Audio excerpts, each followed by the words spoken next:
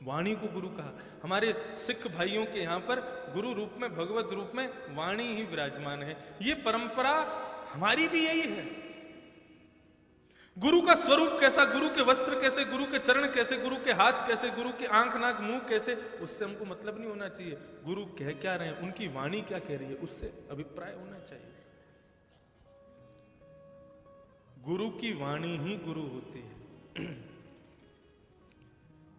नाथ द्वारा में कथा हो रही है। अब अगली कथा पता नहीं श्रीनाथ जी कब कृपा करें तब यहां आकर के कथा हो। लेकिन याद रखिएगा, यहां पर जो वैष्णव आकर के कथा सुन रहे हैं, 10 साल, 20 साल, 30 साल, 40 साल, 50 साल, 60 साल, जब तक आप जियो, मैं जियो, आप एक दिन आने पर मेरे स्वरूप को भूल जाओगे, लेकिन यहां सुनी गई कथा के भावों को शायद आप ना भूल पाओ।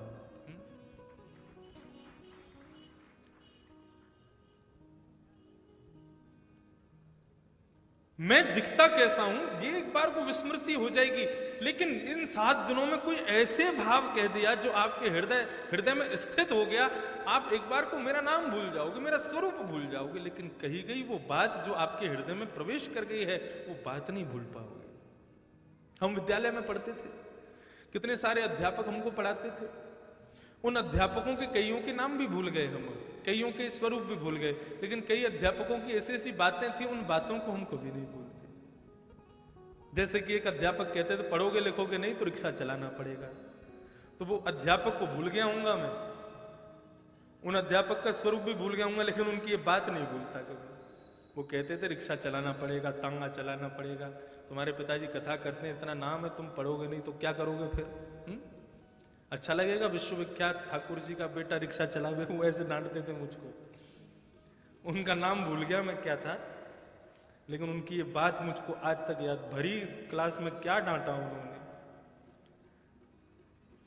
फिर जब भागवत की सन्निधि आई तब वो बात स्मरण में आई कि मैं उनको भले ही भूल गया, क्योंकि भागवत जब मन लगा करके पढ़ी, थोड़ी बहुत जो मन में आ गई, जो बुद्धि में आ गई, थोड़ी सी बस मन लगाने से इतनी कृपा भागवत जी की हुई, तब उनकी बात याद आई। वो क्या कहते थे, बोले पढ़ोगे लिखोगे नहीं तो रिक्शा चलाना पड़ेगा। मैंने कहा बिल्कुल सही कहते थे। वाणी नहीं भूली जा सकती, और माफ कीजिए, स्वरूप गुरु नहीं है, वाणी ही गुरु है। इस वाणी में इतनी सामर्थ्य है कि आपको भयंकर क्रोधित कर सकती है। मेरे मुख से 2 शब्द ऐसे निकल जाएं, आप हिंसक नहीं भी होंगे ना, तो भी आप किसी हिंसक वस्तु को उठाने पर मजबूर हो जाएंगे। किस लिए? केवल वाणी को सुन करके। और इस वाणी में इतनी सामर्थ्य है, अत्यंत हिंसक व्यक्ति कोई हो, अत्यंत क्रोधित व्यक्ति कोई हो, वाणी को यदि भाव से श्रवण कर ले तो हृदय पिघल जाए, नेत्रों से अश्रु बन करके बहने लग जाए। उसको उसके हृदय में ये भाव किसने स्थापित किया? वाणी ने ही तो किया।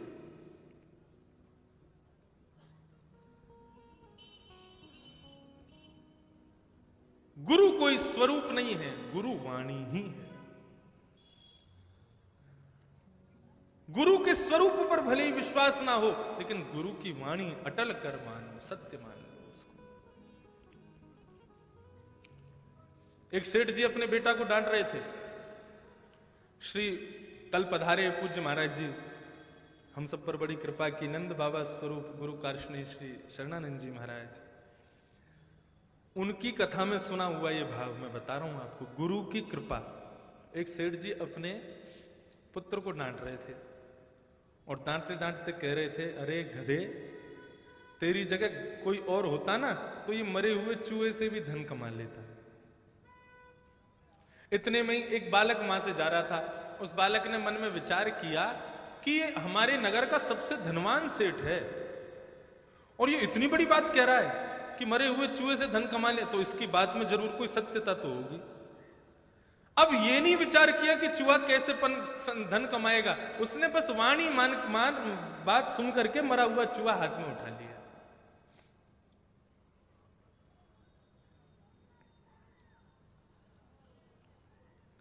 मरा हुआ चूहा हाथ में उठा लिया और निकल पड़ा। बोले उन्होंने कहा है धन मिलेगा तो धन मिलेगा, इससे कैसे मिलेगा ये विचार मेरा करना है ही नहीं। गुरु ने कह दिया कि मिलेगा तो उनकी जिम्मेदारी है, उनकी जिम्मेवारी है, मिले मुझे। निकल पड़े। इतने में आगे से दूसरे एक सेठ जी आ रहे थे, उनकी बेटी साथ में थी। बेटी की बिल्ली भूखी थी और बिल्ली बार बार मियाऊं मियाऊं चिल्ला रही थी। बेटी अपने पिताजी से कहे, पिताजी मेरी बिल्ली बहुत भूखी है, इसको भोजन दो। पिताजी बोले, अब तेरे लिए चूहा कहां से लाऊं इस बिल्ली के लिए, इसके लिए भोजन कहां से लाऊं। इतने में सामने से वो छोटा सा बालक मरा हुआ चूहा हाथ में लेके आ रहा था, धन कमाएगा इससे। इतने में सेठ जी ने देखा, और इसके हाथ में मरा हुआ चूहा है। सेठ जी ने तुरंत उसको रुका, अरे भैया रुकना जरा। बोले, हाँ बोलो प्रभु। बोले, हमारी बेटी की बिल्ली बहुत भूखी है, उसको भोजन चाहिए, तुमको कोई कार्य ना हो तो ये भाई चूहा तो मरा ही हुआ है, अभी हमारे पास व्यवस्था भी नहीं भोजन की, तुम ये चूहा दे दो, इस बदले हमसे 100 रुपया रख लो। और 100 रुपये उसके जेब में रख के चूहा ले लिए। वो प्रसन्न हो गया, देखो गुरुजी ने आज्ञा कर दी और मैंने 100 रुपये कमा लिए मरे हुए चूहे से। और इतना ही नहीं, फिर 100 रुपए से उसने कुछ खरीदा, वो बिका, बहुत बड़ा आदमी बन गया। जब एक दिन वही बालक जब सेठ बन गया नगर का, तो आज उसने कहा कि भैया आज हम बहुत बड़े आदमी बन गए, अब गुरु दक्षिणा दिया। गुरु जी को सोने का चूहा बना करके लेके अपने सेठ जी के पास गया और चरणों में चढ़ा दिया। सेठ जी बोले, अरे अरे आप तो बहुत बड़े सेठ हैं महाराज, आप हमारी कुटिया पे कैसे। बोले, मैं सेठ बना हूं वो आपकी वाणी की कृपा। एक दिन आप अपने पुत्र को डांट रहे थे, मरे हुए चूहे से कोई साधारण व्यक्ति भी रुपए कमा लेगा। उस दिन मैंने आपकी बात सुनी और मैंने सोचा आप इतने बड़े सेठ हैं, आपकी मुंह से निकली है ये बात, तो इसमें असत्यता तो हो ही नहीं सकती। मैंने दृढ़ विश्वास करके मरा हुआ चूहा उठा लिया और महाराज तभी से मेरे दिन बदल गए।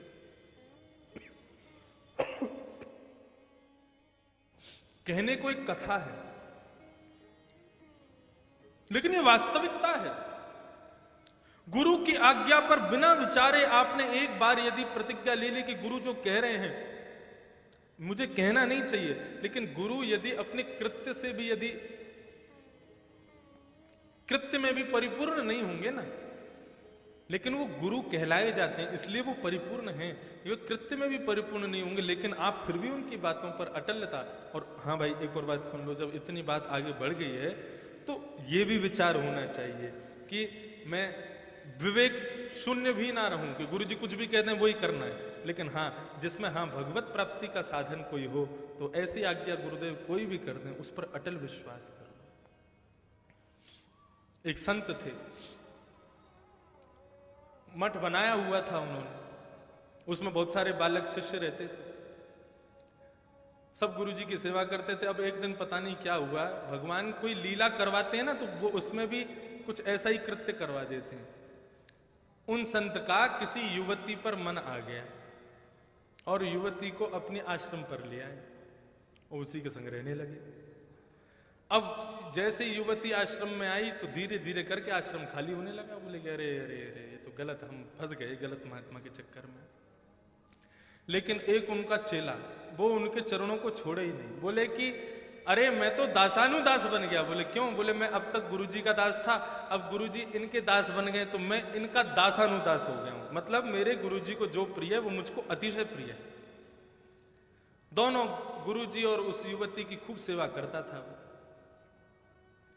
उसकी सेवा इतनी प्रगाढ़ थी कि वो किंचित मात्र भी उसके, ऐसा नहीं कि केवल शारीरिक भाव से सेवा करता हूं, मानसिक स्थिति में भी वही था कि मेरे गुरु हैं, ये जो करेंगे वो गलत नहीं हो सकता। उसके इस भाव से एक दिन भगवान बड़े प्रसन्न हो गए। भगवान बोले भैया ऐसी अटल विश्वास तो हमने किसी में नहीं देखा। अर्धरात्रि का समय भगवान ने विचार किया भाई ऐसे भक्त को तो वैकुंठ में रहना चाहिए, कहीं धरती पर इसके लिए निवास उचित नहीं है। गरुण जी को आदेश दिया, गरुण जी पर अविराजित होकर शंख चक्र पद्म धारी नारायण भगवान तुरंत पधारे और पधार करके उसको दर्शन दिए, उसको उठाया। बोले हाँ जी कौन? बोले मैं नारायण हूं साक्षात। चरणों में प्रणाम किया। बोले भैया बड़ी कृपा की प्रभु, आपने आज दर्शन दिए, कैसे आगमन हुआ आपका इस दास पर उपकार कैसे किए? भगवान ने कहा हम तुम्हारी गुरु निष्ठा से बड़े प्रसन्न हैं, हम तुमको वैकुंठ ले जाने के लिए आए हैं। चलो गरुड़ पर हमारे पीछे विराज जाओ और चलो वैकुंठ चलते हैं। वहां सब भक्त वैष्णव तुम्हारा इंतजार कर रहे हैं, तुम्हारे लिए मृत्यु लोग नहीं है, वैकुंठ लोग। वो कहने लगा प्रभु आपकी बड़ी कृपा, आप पधारे, लेकिन मैं बिना गुरु आज्ञा के कुछ नहीं करता। मैं गुरुजी से आज्ञा ले लूं? यदि वे कह देंगे चले जाओ तो मैं तुरंत आ जाऊंगा आपके साथ। भगवान बोले जय हो भैया तेरी गुरु निष्ठा। बोले जिस गुरु की निष्ठा से आप प्रकट हुए उन गुरु की आज्ञा तो मैं ले लूं। जाओ। अब गुरुजी सो रहे थे कक्ष में, चला गया, उठाया, क्या बात है? गुरुजी एक आज्ञा चाहिए। बोले आधी रात में क्या आज्ञा चाहिए, सुबह लेना। अरे गुरुजी मैं तो आपको उठाना नहीं चाह रहा था, लेकिन कुछ ऐसी आज्ञा चाहिए, आप सो जाना, बस एक बार हाँ या ना में उत्तर दे देना। गुरुजी बोले क्या बात है, बोलो। बोले साक्षात जगत नियंता जगदाधार पर ब्रह्म नारायण गरुण पर अविराजित होके हमको लेने आए हैं, वो कह रहे हैं तुम वैकुंठ चलो। हमने कहा भैया गुरुजी से पूछ लें, आप आज्ञा कर दें तो मैं आपकी सेवा में कोई कमी रह रही हो, कोई काम मेरे लिए रह गया हो तो आप बिल्कुल मना कर दें, निस्संदेह मैं मना कर दूंगा ठाकुर जी को। मैं कह दूंगा भैया अभी गुरुजी को मेरी जरूरत है, मैं नहीं जा सकता, आप आज्ञा करें तो मैं चला जाऊं, और आपको यदि मेरी जरूरत हो तो बिल्कुल कह दें, मैं बिल्कुल नहीं जाऊंगा।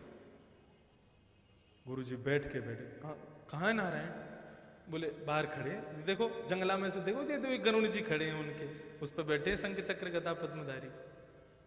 गुरुजी बोले हमको तो दिखाई नहीं दे रहे, तुमको कैसे दिख रहे हैं ये? आपको नहीं दिख रहे? बोले नहीं दिख रहे। बोले रुको मैं अभी कह के आता हूं। बाहर गया दौड़ा दौड़ा, बोले सुनो। बोले हाँ। गुरुजी आज्ञा तो दे देंगे जाने की, लेकिन वो कह रहे हैं पहले हमको दिखो। भगवान बोले तुम्हारे गुरु को तो उसको दर्शन देंगे हम? उसके कर्म इतने खराब हैं, कृत्य इतने दूषित हैं, ऐसे गुरु को दर्शन नहीं देंगे?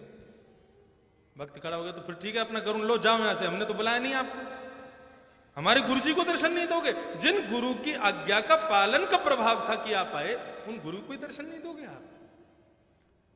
हमें ले जाना चाहते हो तो पहले गुरु को दर्शन दो, गुरु को दर्शन होंगे, वे आज्ञा करेंगे तो मैं चलूंगा। भगवान बोले अब ठीक है दर्शन दे देते हैं। अब गुरु जी को दर्शन ठाकुर जी ने दे दिए, लेकिन ठाकुर जी मुरझाए हुए बैठे, क्योंकि इच्छा नहीं थी, लेकिन भक्त कह रहा है तो दे दी। गुरु जी चला, बोला सुन सुन यहाँ पे आ। बोले हाँ, इनसे कह दो तुमको अकेले क्यों ले जा रहे हैं, हमको भी ले चले संग में। चेला बोला अरे गुरुजी आपकी आज्ञा सिरोधार। गया दौड़ा दौड़ा भगवान के चरण पकड़ लिए। बोले हमारे गुरुजी कह रहे हैं तुम अकेले नहीं जाओगे, हम भी तुम्हारे संग चलेंगे। तुम बोले तुमने कहा था दर्शन दे दो, हमने दे दिया, अब वैकुंठ में इसके लिए स्थान नहीं है। अरे वैकुंठ ऐसे लोग नहीं जाते हैं, अत्यंत पापी आदमी ये वैकुंठ जाएगा। तो बोले फिर जाओ आप, मैं भी नहीं जाऊंगा, गुरुजी नहीं जाएंगे तो। भगवान बोले अच्छा ठीक है, गुरुजी को बोल दो आ जाएं वो भी, तुम और गुरुजी दोनों चलो। अब वो गया गुरुजी, भगवान राजी हो गया, जल्दी चलो, ठाकुर जी खड़े हैं, बहुत परेशान कर दिया हमने। गुरुजी उस युवती को देखने लगे, बोले ये अकेली कहां रहेगी बेचारी, बेटा इस पर भी कृपा करवा दो। अरे गुरुजी आपने आज्ञा कर दी। थोड़ा थोड़ा भगवान के पास गया। भगवान बोले अब क्या है? बोले हमको ले जाना चाहते हो? बोले इसीलिए तो आए हैं, वैकुंठ के सारे काम छोड़ के आए तुमको लेने। बोले देखो हम प्रेम करते हैं गुरुजी से, और गुरुजी प्रेम करते हैं उनसे। हम गुरुजी के बिना नहीं जाएंगे, गुरुजी उनके बिना नहीं जाएंगे, उनको भी ले जाना पड़ेगा। भगवान गरुण जी से उतरे, उसके पांव पकड़ लिए, भैया तेरे जैसे भक्त यदि हर मठ में हो जाए, पूरे विश्व को ही वैकुंठ में ले जाए।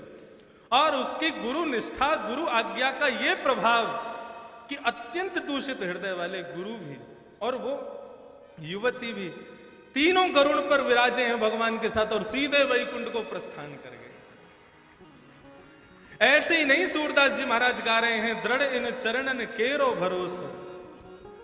गुरु जी आपकी आज्ञा ही सिरोधार है, आपकी आज्ञा ही सर्वस्व है मेरे लिए।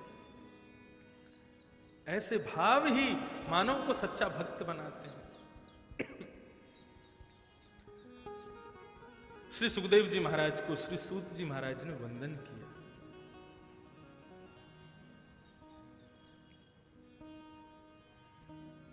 सुखदेव जी को वंदन करने के बाद सूत जी महाराज वर्णन कर रहे हैं कि धर्म स्वनिष्ठित पुंसा विश्वक्सेन कथा सुय नोत्पादये दधिरतिम श्रमेव हि केवलम्। धर्म स्वनिष्ठित पुंसाम विश्वक्सेन कथासु यः नोत्पादये दधिरतिम श्रम एव हि केवलम।